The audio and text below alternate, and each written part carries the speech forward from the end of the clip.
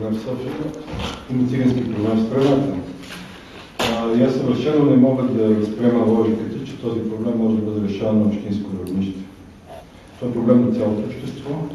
Даже не бих казал, че е само проблем на българската държава.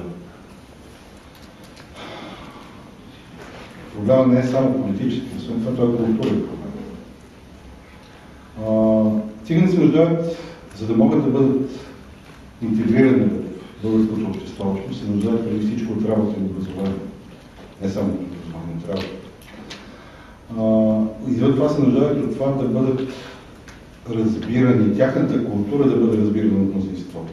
Ние изобщо нямаме, значи първо държавата няма политика за решаване на циганския проблем. Ние българите не се опитваме да разберем тази общност, която изобщо не е толкова единна, колкото ни изглежда, защото тя е много хетерогенна вътре в себе си. Дайте да не търсим политическо решение на един проблем, който не е политически. Това е проблем на цялото ни общество. Ние трябва да пишем за него, трябва да дебатираме върху него, трябва да се противопоставяме ксенофобията, на ксенофобията в българското общество с всички средства. И с това трябва да бъдат ангажирани не просто и само политици, община или който и да е. Трябва да бъде ангажиран всеки човек, който стои в публичното пространство.